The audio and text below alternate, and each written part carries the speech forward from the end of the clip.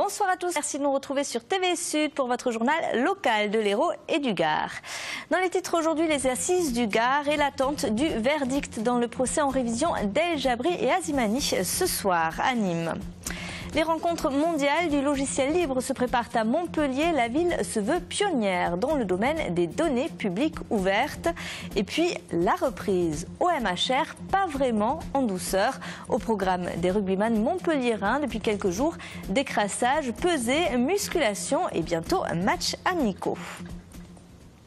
Et tout d'abord, cette alerte météo orange lancée sur l'Hérault, le Gard et l'Aude. De violents orages sont attendus dès demain matin 6 h sur une grosse partie du Languedoc-Roussillon. La préfecture de région recommande la prudence. Le jury suivra-t-il l'avis de l'avocat général en estimant qu'il n'y avait pas de preuves pour condamner Abdelkader Azimani et Abdelrahim El Jabri?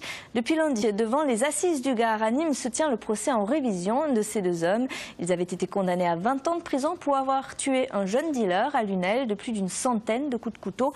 Un verdict annulé le 15 mai 2013 par la Cour de révision. En novembre dernier, 2 autres hommes ont été condamnés pour cet assassinat, mais la présidente de la Cour devant laquelle ils comparaissent, El Jabri et Azimani, depuis le début de cette semaine, a ajouté de son propre chef une question subsidiaire pour complicité d'homicide volontaire. Le verdict est donc attendu dans la soirée aujourd'hui. Les 15e rencontres mondiales du logiciel libre commencent ce week-end et se tiennent jusqu'au 11 juillet à Montpellier. Rencontres, conférences, ateliers de développement, espaces do it yourself, entendez, faites-le vous-même, seront donc au programme de ces rencontres, dont une partie est ouverte au grand public. Car même si l'utilisation de ces logiciels libres peut paraître abstraite au plus grand nombre, il s'agit pour les organisateurs de mettre en avant l'usage dans tous les domaines de ces outils informatiques libres d'accès et basés sur la participation des utilisateurs. Illustration à Montpellier. Mesurer la hauteur de votre marque par rapport à l'ouverture. La hauteur des seuils, la largeur des portes, la configuration des toilettes. Pour chaque établissement qui accueille du public, ces bénévoles recueillent toutes les données sur l'accessibilité pour les personnes handicapées. Des données qui sont ensuite saisies sur un logiciel libre pour alimenter l'open data de la ville. En 2 ans, la moitié de la ville a déjà été ainsi cartographiée. Et samedi, à l'occasion des rencontres mondiales du logiciel libre, une cartopartie géante est organisée dans les Cuissons pour collecter un maximum de données, mais aussi pour sensibiliser le grand public à l'utilisation concrète de logiciels libres. C'est vraiment très concret, hein. Ce qu'on pourrait envisager d'un logiciel libre, ça pourrait être abstrait. Là, c'est vraiment très concret. On voit des données, on renseigne des données, on utilise un logiciel libre qui va nous permettre d'accéder à des données qui sont libres et gratuites et qui sont accessibles par n'importe quel citoyen. Depuis sa mise en place en 2011, le portail de données ouvertes de la ville de Montpellier a mis à disposition libre 120 jeux de données. Ça peut aller, voilà, comme je disais, des données sur la voirie, sur l'urbanisme, sur les affaires financières, avec donc les subventions, les budgets, les espaces verts, les points de collecte de déchets, les associations. Voilà, il y a eu les résultats des élections. Voilà, c'est vraiment un portail qui permet d'avoir accès à toutes les données et qu'on puisse avoir une transparence la plus totale, du coup, avec les citoyens. La conseillère municipale à l'innovation numérique qui envisage même d'aller plus loin dans la transparence en publiant, pourquoi pas, les revenus des élus municipaux. À la veille du quart de finale France-Allemagne vendredi à Rio de Janeiro, les pronostics vont bon train. Si les footballeurs tricolores que vous voyez ici à l'entraînement ont convaincu les supporters par leur enthousiasme et leur audace dans la phase de poule, ils ont montré un visage plus timoré en 8e de finale qui en a refroidi certains. Tous s'accordent sur le fait que le match sera très serré vendredi. Écoutez. Aux enfants de la patrie. C'est du bénéf, faut essayer de faire de son mieux et d'essayer de battre l'Allemagne. On a eu des matchs assez faciles, Suisse, Nigeria, tout ça, et là vraiment on va se confronter à du lourd.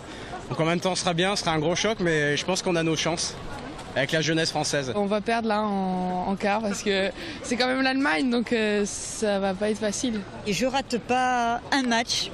C'est l'ambiance, la famille et vive la France, il faut qu'on gagne. En quart de finale, moi je leur souhaite de gagner le match contre l'Allemagne 2-1 pour faire la revanche de 82. Avec l'échec en 2010, c'est important pour le football français de pouvoir se relancer comme ça et c'est une bonne chose. Ça va faire du bien à tout le monde et tout le monde est content pour les Bleus. On espère qu'ils vont aller le plus loin possible. Je pense qu'il y a un moyen, on a les capacités d'aller en finale et pourquoi pas de gagner cette Coupe du Monde.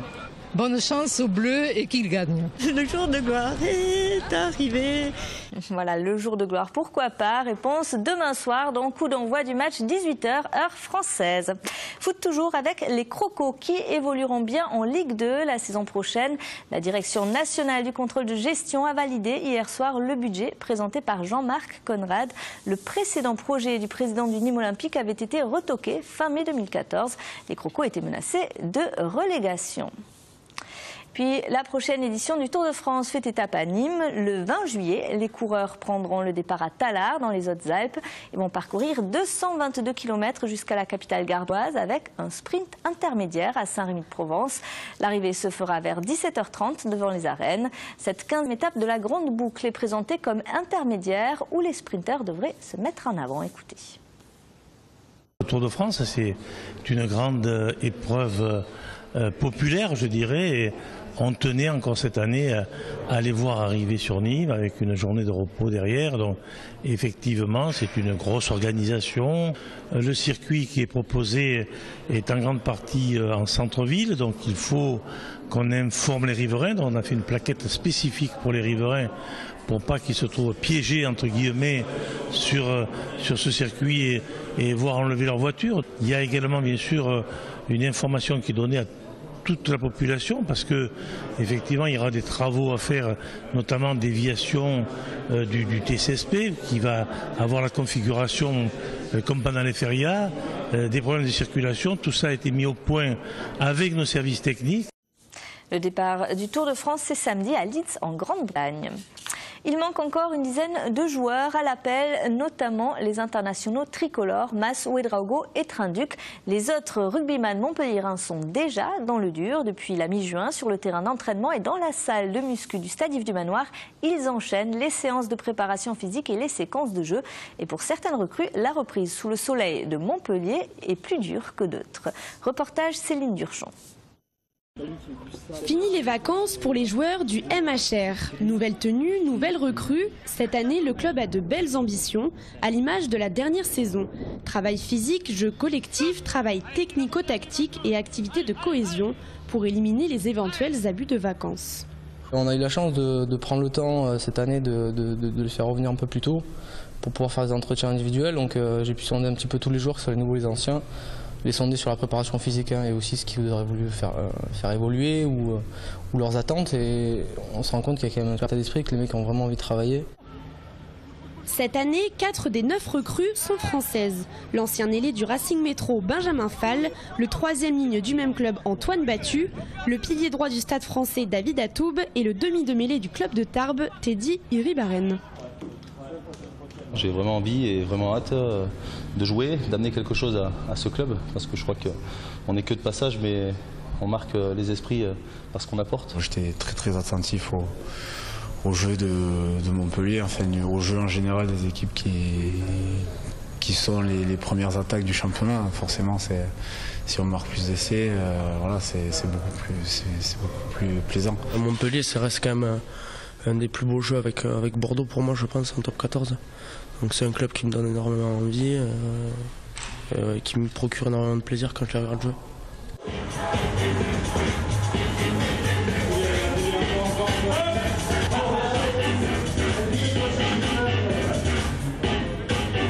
Une reprise très intensive pour les joueurs du MHR. Le travail physique se poursuivra lors d'un stage à Tignes du 14 au 20 juillet, avant le premier match qui marquera le début de saison. Voilà, pour les retrouvailles avec le public, il faudra attendre le 25 juillet prochain. Montpellier reçoit les Saracens au stade Yves du Manoir. C'est la fin de ce journal. Merci de l'avoir suivi. Juste après votre édition de 20h30, retrouvez votre rendez-vous festif de l'été, le JT des fêtes votives, ce soir au Sainte-Marie-la-Mer. Et puis retour de votre édition locale de l'Hérault et du Gard à 19h30 et 20h30 dès demain. Passez une excellente soirée sur TV Sud.